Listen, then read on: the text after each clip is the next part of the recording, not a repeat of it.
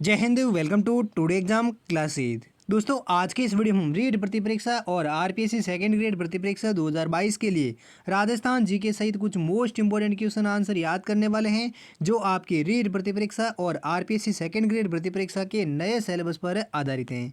अगर दोस्तों आप भी रीट प्रति परीक्षा या आरपीएससी सेकंड ग्रेड प्रति परीक्षा की तैयारी कर रहे हैं तो इस वीडियो को लास्ट तक जरूर देखें और इन 30 मोस्ट इंपोर्टेंट राजस्थान के क्वेश्चन आंसर को जरूर याद करें, क्योंकि दोस्तों ये सभी क्वेश्चन है जो आपके रीट भर्ती परीक्षा और आरपीएससी सेकंड ग्रेड भर्ती परीक्षा के लिए काफ़ी मोस्ट इंपोर्टेंट क्वेश्चन आंसर हैं। इसलिए इन सभी क्वेश्चनों को आप जरूर याद करें।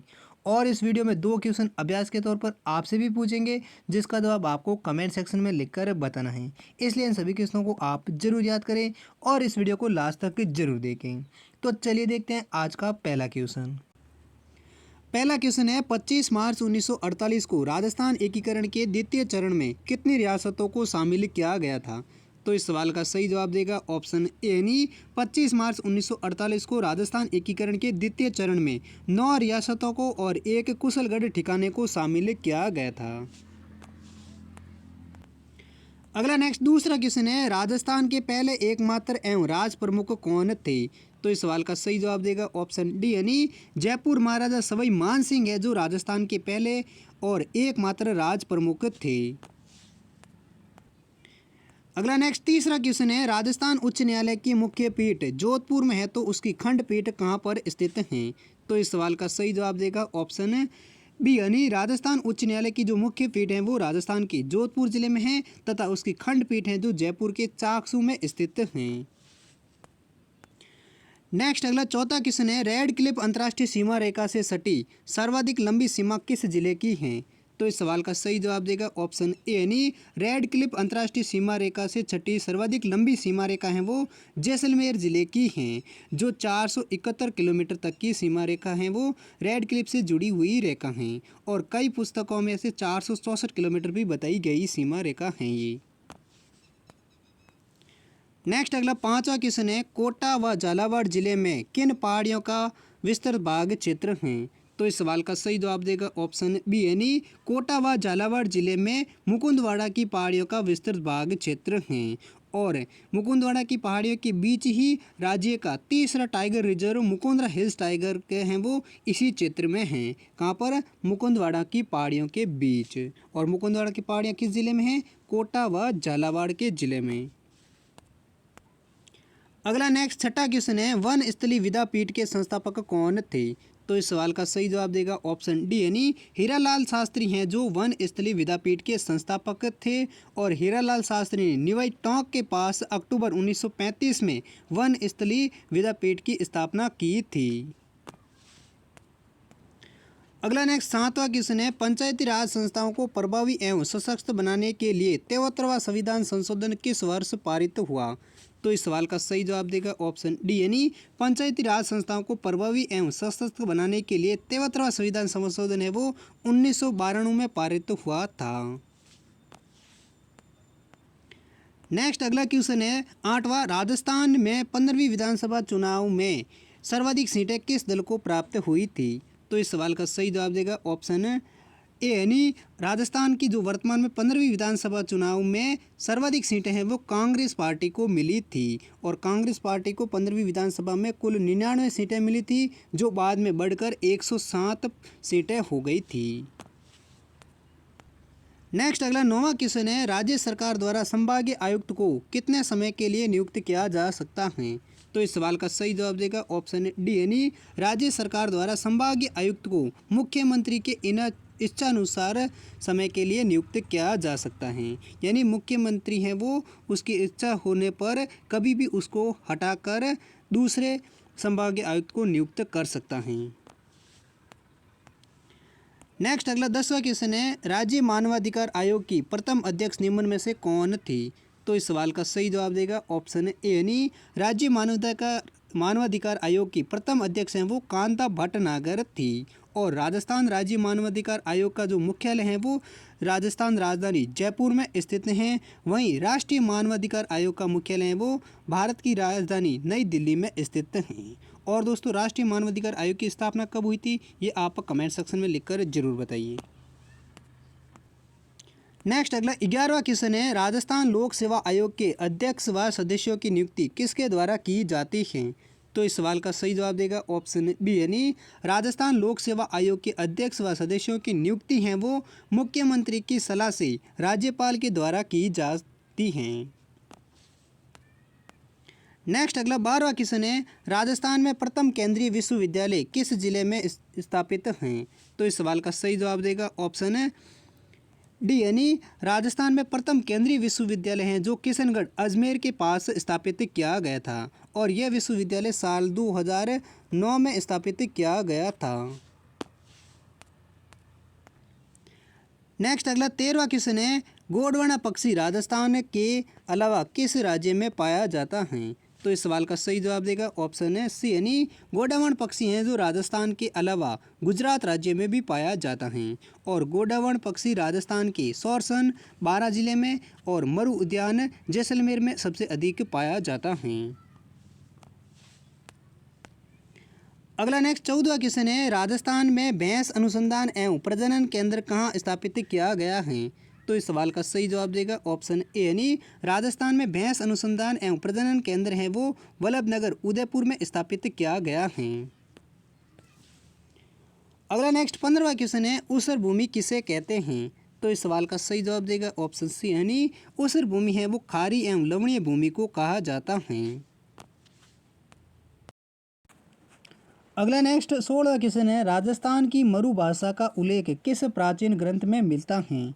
तो दोस्तों इस सवाल का सही जवाब है वो आप कमेंट सेक्शन में लिखकर बताइए। तो ऑप्शन है रामविलास में, पृथ्वीराज रासो में, या कुवल या माला में, या इनमें से कोई नहीं।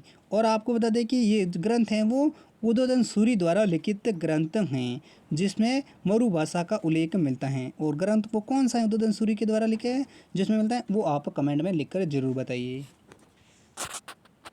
अगला नेक्स्ट 17वां क्वेश्चन है, मुख्य सचिव की नियुक्ति किसके द्वारा की जाती है? तो इस सवाल का सही जवाब देगा ऑप्शन बी, यानी मुख्य सचिव की जो नियुक्ति है वो राज्य के मुख्यमंत्री के द्वारा की जाती हैं। नेक्स्ट अगला 18वां क्वेश्चन है, निम्न में से किस दुर्ग को गलियों का दुर्ग और पश्चिमी सीमा का प्रहरी कहा जाता है?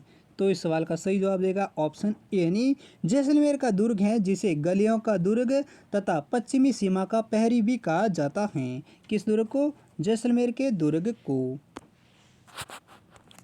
नेक्स्ट अगला 19वां क्वेश्चन है, राजपूतों के द्वारा जिन दासियों को उपपत्नी के रूप में स्वीकार नहीं किया जाता था उन्हें कहा जाता है।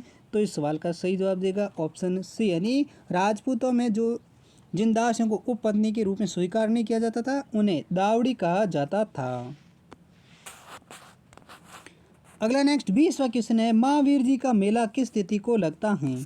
तो इस सवाल का सही जवाब देगा ऑप्शन ए, यानी महावीर जी का मेला है वो चैत्र शुक्ल त्रयोदशी को करौली जिले में लगता है। कहाँ पर लगता है महावीर जी का मेला?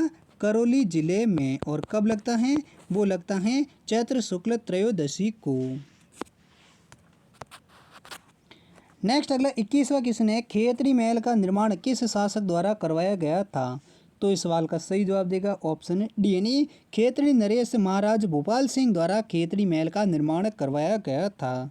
और इस महल को राजस्थान का दूसरा हवा महल और शेखावटी का भी हवा महल कहा जाता है। किस महल को? खेतड़ी महल को, जिसका निर्माण महाराजा भोपाल सिंह द्वारा करवाया गया था। अगला नेक्स्ट 23वां क्वेश्चन है, भारतीय संविधान सभा ने भारतीय राष्ट्रीय ध्वज की रूपरेखा को अंगीकार कब किया था? तो इस सवाल का सही जवाब देगा ऑप्शन सी, यानी 22 जुलाई 1947 को भारतीय संविधान सभा ने भारतीय राष्ट्रीय ध्वज की रूपरेखा को अंगीकार किया था। कब किया था? 22 जुलाई 1947 को। नेक्स्ट अगला 24वां क्वेश्चन है, राजस्थान में तीजों उत्सव का आयोजन किस जिले में होता है? तो इस सवाल का सही जवाब देगा ऑप्शन है सी, यानी राजस्थान के जयपुर जिले में तीजों उत्सव का आयोजन होता है। जबकि बीकानेर में ऊंट समारोह का और भरतपुर में ब्रज महोत्सव का और जैसलमेर में मरु महोत्सव का आयोजन किया जाता है। अगला नेक्स्ट 25वां क्वेश्चन है, राज्य पुनर्गठन अधिनियम 1956 ने देश को 5 जोन में विभाजित किया और राजस्थान को किस जोन में रखा गया था? तो तो इस सवाल का सही जवाब देगा ऑप्शन है सी यानी राज्य पुनर्गठन अधिनियम 1956 ने देश को 5 जोन में विभाजित किया था। तक उस समय राजस्थान को उत्तरी क्षेत्र जोन में रखा गया था। अगला नेक्स्ट 26वां क्वेश्चन है, ड्रोन द्वारा इंडिया पोस्ट मेल डिलीवर करने वाला पहला राज्य कौन सा बना है? तो इस सवाल का सही जवाब देगा ऑप्शन है ए यानी गुजरात राज्य है जो ड्रोन द्वारा इंडिया पोस्ट मेल डिलीवर करने वाला भारत का पहला राज्य बना है। कौन सा राज्य? गुजरात राज्य। नेक्स्ट अगला 27वां क्वेश्चन है, पंचायती राज सबसे पहले राजस्थान और निम्नलिखित में से किस राज्य में लागू किया गया था? तो इस सवाल का सही जवाब देगा ऑप्शन सी यानी पंचायती राज व्यवस्था है जो सबसे पहले राजस्थान राज्य में लागू की थी और साथ साथ में आंध्र प्रदेश राज्य में लागू की गई थी। और राजस्थान में पंचायती राज है वो सबसे पहले नागौर जिले में लागू की गई थी। नेक्स्ट अगला 28वां क्वेश्चन है, सांबर झील राजस्थान के किस शहर के सबसे नज़दीक में स्थित हैं?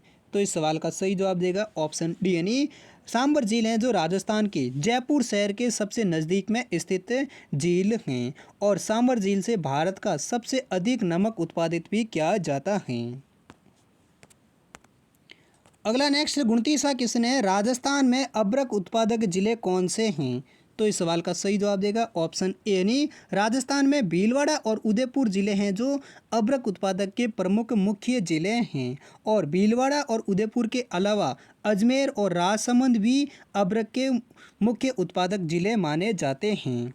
और आंध्र प्रदेश के बाद राजस्थान अब्रक के उत्पादन में दूसरा स्थान रखता है, जबकि अब्रक का उत्पादन भारत का विश्व में प्रथम स्थान है।